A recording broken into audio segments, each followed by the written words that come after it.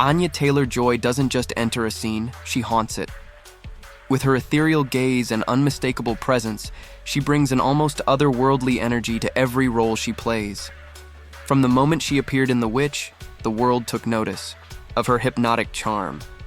Her beauty is unique, her movements deliberate, and her performances unsettling in the best way. She doesn't need heavy dialogue or action to command attention. Silence becomes her symphony. In an industry filled with noise, Anya thrives in stillness and depth. She's not just memorable, she's unforgettable. It all began in the bleak forests of 17th century New England. The Witch wasn't just a film, it was a cinematic awakening, and Anya was at the center of it. As Thomasin, she gave a performance that was raw, haunting, and wise beyond her years. Critics hailed her as the future of horror, but her talent couldn't be confined to one genre. She turned fear into fascination, pain into poetry. With no formal acting training, she relied purely on instinct, and that instinct launched a global career. One role and suddenly, everyone was watching. With The Queen's Gambit, Anya Taylor-Joy didn't just lead a limited series, she made television history. As chess prodigy Beth Harmon, she brought intellect, vulnerability, and icy charisma to a character that could have easily been misunderstood. The role demanded restraint and intensity, and Anya gave both with breathtaking balance. She turned chess into a psychological battlefield and transformed a quiet story into a worldwide obsession. Viewership soared, Google searches for chess exploded, and the fashion world embraced Beth's vintage glamour. This wasn't just acting, it was cultural transformation through performance. Anya's look is unlike any other.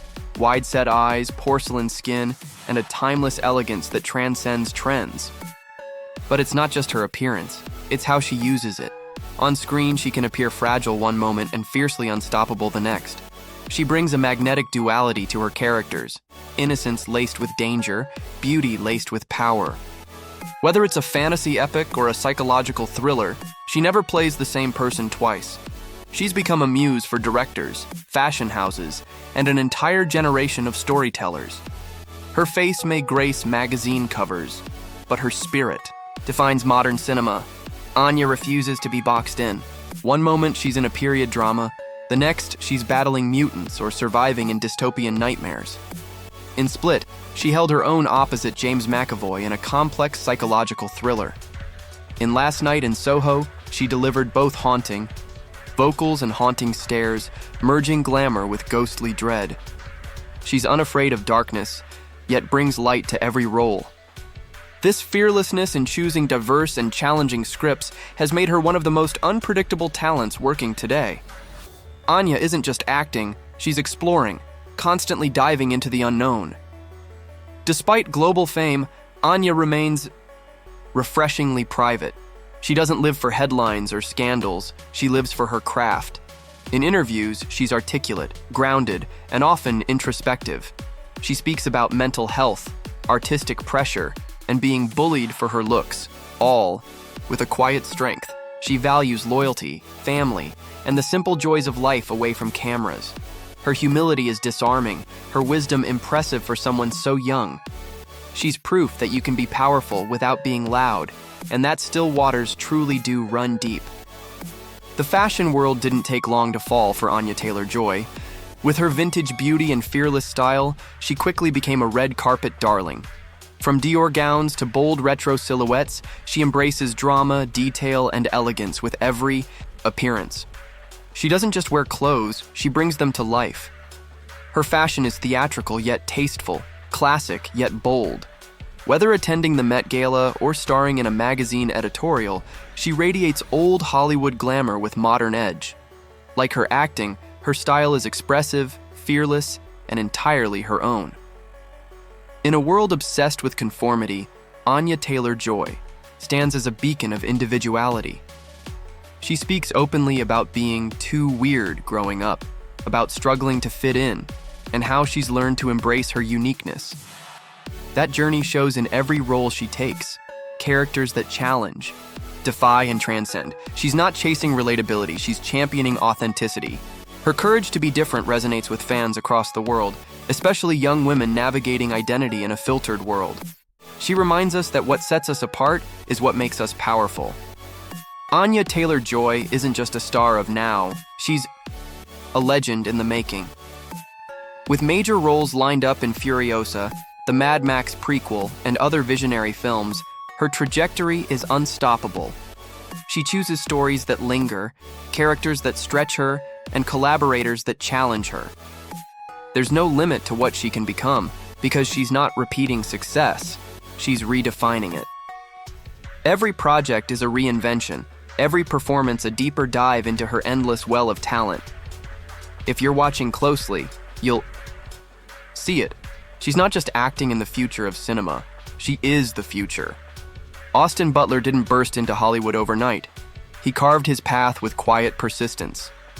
From Nickelodeon and teen dramas to critically acclaimed films, his rise is a testament to patience, talent, and discipline. Early in his career, he was often seen as just another handsome face. But behind that charm was a fierce drive to grow beyond the roles he was offered. He studied, trained, and waited for the right moment to show the world what he could truly do. That moment came not with a whisper, but with the roar of rock and roll.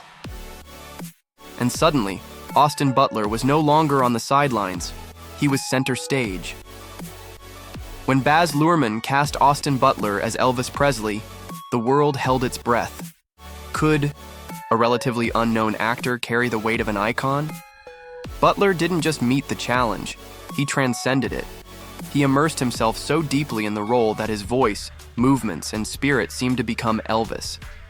The transformation was hauntingly authentic, and his performance electrified audiences and critics alike. It wasn't mimicry, it was embodiment. He lived Elvis's triumphs, trauma, and tragic downfall with heartbreaking sincerity.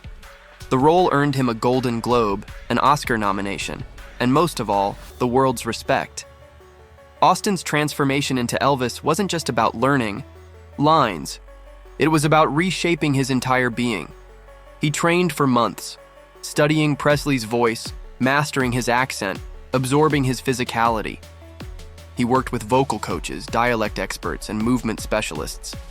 Pepper-read over archival footage, memorized stage mannerisms, and even lost himself in the music. For 2 years, he isolated himself from the outside world, sacrificing time, relationships, and rest. It was an intense, all-consuming process that pushed him to the edge. But in doing so, he proved what true dedication to craft really looks like. What Austin gave to Elvis came at a personal price. After filming Wrapped, he revealed that he struggled to shake off the character physically, mentally, and emotionally. His voice remained altered for months. His health took a toll. He admitted feeling isolated and lost in the aftermath of such a transformative experience. But instead of hiding those struggles, he spoke about them with honesty. That vulnerability made people connect with him even more. Austin reminded the world that playing legends isn't about the spotlight, it's about soul. And sometimes, that journey leaves scars. While Elvis made him a global name, Austin Butler refuses to be boxed in. He's already begun choosing vastly different roles, proving he's more than just a musical icon in a costume. In Masters of the Air, he plays a World War II pilot. In Dune, Part 2, he transforms again, this time into a villain, bald and nearly unrecognizable. Every role is a reinvention. He isn't chasing fame or repeating formulas. He's building a career based on complexity, risk, and range. He's not trying to be the next someone. He's becoming the first Austin Butler. There's something timeless about Austin Butler. His sharp jawline, soulful eyes, and old Hollywood aura feel like echoes of another era. He evokes comparisons to Marlon Brando, James Dean, and even a young Brad Pitt. But while the resemblance is flattering, his charisma is uniquely his own. On screen, he brings an intensity that smolders quietly, then erupts when least expected. Off screen, he's soft-spoken, thoughtful, and deeply grounded. He doesn't crave attention, he earns it with presence. He brings back something rare to cinema, the mystery of a leading man who keeps his heart just out of reach. Austin's personal life has shaped him as much as his work. His long-term relationship with Vanessa Hudgens brought him into the spotlight, but he never used it for fame. He's kept his romantic life respectful and private, choosing silence over spectacle. He's also spoken openly about the loss of his mother, a devastating moment that marked his early 20s. That grief, he says, fuels his performances and deepens his connection to roles. It's not just pain, it's perspective. Through love, loss, and loyalty, Austin has built a quiet strength that grounds his rising stardom. Austin isn't loud on social media. He doesn't dominate headlines. But when he speaks, people listen. His interviews are thoughtful, calm, and often surprisingly philosophical. He talks about mindfulness, purpose, and what it means to be present in a world that moves too fast. He's a student of life, always learning, always evolving. In an era of performative personalities, he offers something refreshing: